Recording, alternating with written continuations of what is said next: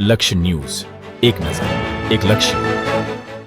ભાભર તાલુકા મામલતદાર કચેરી ખાતે ભાભર તાલુકાની 135 આંગણવાડી કેન્દ્રની બહેનો દ્વારા ઉપસ્થિત રહીને આવેદનપત્ર પાઠવવામાં આવ્યું.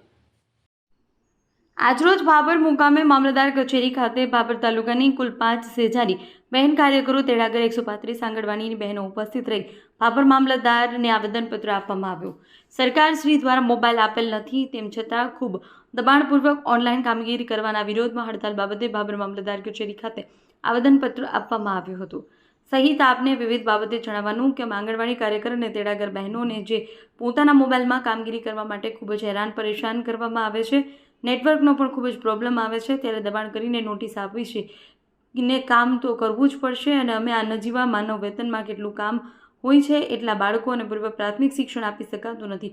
આવા સમય સિવાય પણ ફોન આવે કે અમે અમારા પરિવાર સાથે પણ શાંતિથી રહી શકતા નથી અને બજેટમાં પણ શું આપ્યું તે ખુલાસો નથી, માટે હડતાલ કરવા માટે મજબૂર બન્યા છીએ. માટે ચોક્કસ મુદતની હડતાલ કરવા પર જવા તો અમને સરકાર તરફથી વિનંતી કરશો કે કાર્યકર તેડાગર બહેનોની આટલી માંગણીઓ સ્વીકારવા માટે મહેરબાની કરશો, એવું ભાભર તાલુકાની 135 બહેનોએ મામલતદાર કચેરી ખાતે આવેદનપત્ર આપી રજૂઆત કરી હતી. અહેવાલ ગોપાલ કે પૂજારા, ભાભર વાવ, થરાદ.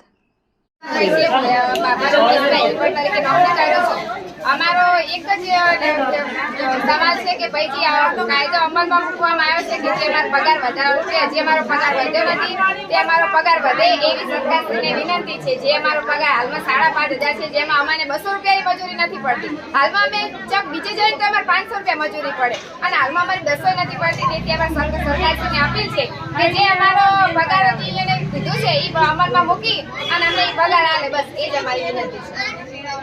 ભાભર તાલુકાની તમામ બહેનો હડતાલ કરી છે. એક આંગણવાડી કાર્યકર અને તેડાગર બધા ભેગા થઈને 135 આંગણવાડી છે.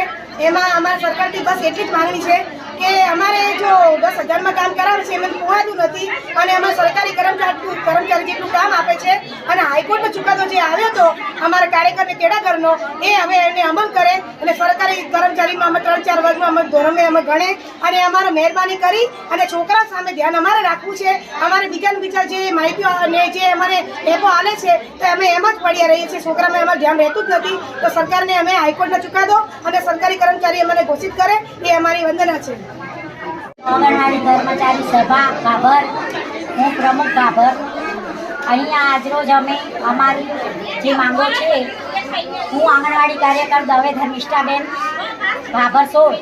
આજે અમારી જે માંગણીઓ છે કે જે હાઈકોર્ટે ચુકાદો કર્યો છે અમારો 24,800 એ અમને મળે એના માટે છે. અમારે સરકારશ્રી સામે કોઈ અમારી કામગીરીનો કે કોઈ વિરોધ નથી, પણ અમારો જે પગાર વધારો જાહેર કર્યો છે એ સરકારે અમને હવે આપવો જ પડશે. જ્યાં સુધી જો સરકાર અમારી આ માંગણી પૂરી નહીં કરે ત્યાં સુધી અમે અચોક્કસ મુદતની હડતાલ ઉપર છીએ અને હવે આજથી અમે કોઈ પણ અમારી કામગીરી કરશું નહીં અને આજથી અમે અમારી અચોક્કસ મુદતની હડતાલ ઉપર છીએ જ્યાં સુધી અમારો પગાર જાહેર કરશે નહીં સરકાર ત્યાં સુધી. કેટલા આંગણવાડી કેન્દ્રો છે?